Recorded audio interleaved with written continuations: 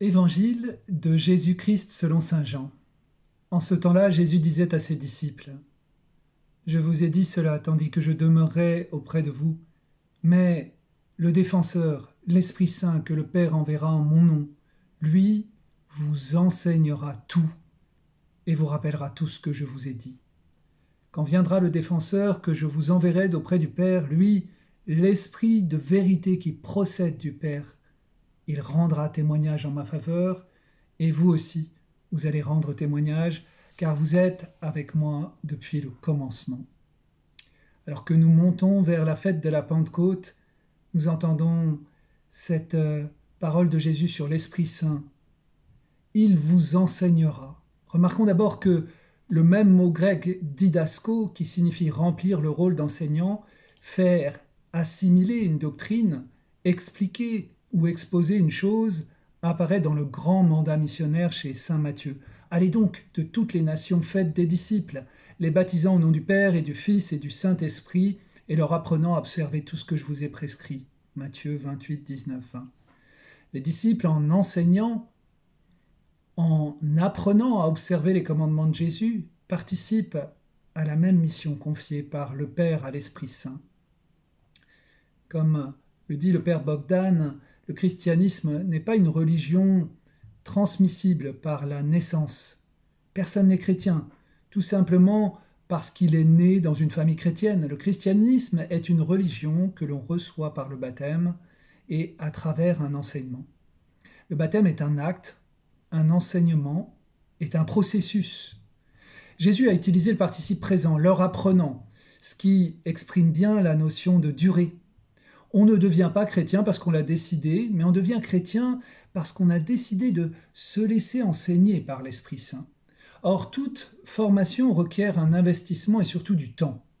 Si quelqu'un n'est pas prêt à investir, si quelqu'un n'a pas de temps pour se laisser enseigner par l'Esprit Saint, il restera probablement seulement baptisé, selon l'expression des Actes des Apôtres.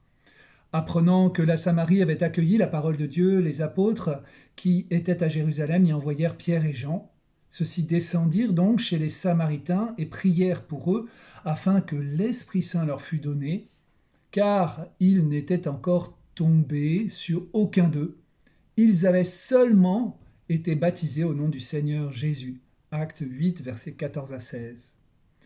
La seconde tâche de l'Esprit Saint dans le cœur des baptisés est de nous faire souvenir, de nous rappeler tout ce que Jésus nous a dit.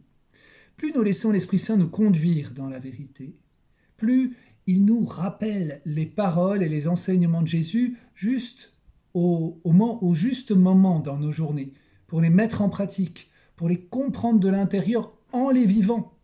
Nous ne comprenons vraiment les paroles de Jésus qu'en les mettant en pratique, en les vivant. Sinon, elles restent de la théorie comme une coquille vide. Et l'Esprit Saint ouvre notre intelligence à cette pratique de l'amour en communion avec Jésus, si nous le laissons nous conduire dans la vérité d'une vie plus abondante dans l'amour.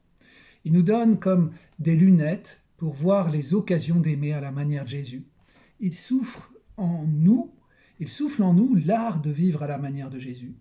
Il nous donne en même temps de vouloir cela et de faire ce bien qu'il nous propose si nous nous laissons conduire. Troisième œuvre de l'Esprit Saint en nous, que nous pouvons demander sans cesse davantage. L'Esprit Saint rendra témoignage en ma faveur, et vous aussi vous allez rendre témoignage. L'Esprit Saint nous enseigne, nous rappelle toutes choses, et il témoigne au plus profond de nous de la vérité de la parole de Jésus. Il nous donne de lire et d'entendre la parole avec son témoignage en nous. L'accueil du Saint-Esprit dans nos vies, quand il descend sur nous, quand on l'accueille, c'est l'accueil de ce témoignage en nous qui dit « Amen ». C'est vrai, Jésus est la parole d'amour du Père pour moi et pour le monde. C'est vrai, Jésus est ressuscité. L'amour de Dieu en lui a vaincu la mort et le péché. C'est vrai, je peux construire ma vie sur cette vérité. Amen, c'est vrai, Jésus est le chemin. Il est mon chemin, il est la vérité, il est ma vérité, il est la vie pour moi. Le témoignage de l'Esprit Saint en nous est à la fois plein de douceur, il nous laisse libres, il ne nous force pas, mais en même temps, si on l'accueille, il est plein de force. Il nous donne de comprendre du plus profond de nous-mêmes que Dieu est amour et qu'il nous appelle à partager sa vie. Ce témoignage de l'Esprit Saint en nous est la base du témoignage que nous sommes appelés à rendre auprès de nos frères. C'est vrai, Jésus est vivant. Il a donné sa vie pour te sauver et maintenant il est vivant à tes côtés pour t'éclairer, pour te fortifier, pour te libérer, dit le pape François dans La joie de l'Évangile, paragraphe 164. Oui, l'Esprit Saint, par la force de son témoignage, nous donne de témoigner avec autorité parce que nous savons ce dont nous parlons, parce que l'Esprit Saint lui-même atteste en nous cette vérité de la parole. Je vous propose de partager sur ces 3 points. L'enseignement et le rappel des paroles de Jésus. Voilà, les 2 œuvres du Paraclet sont au cœur de la rencontre en cellule d'évangélisation. L'Esprit Saint rend témoignage à la vérité de la parole de Dieu et me pousse à témoigner. Encore une dimension essentielle de nos rencontres.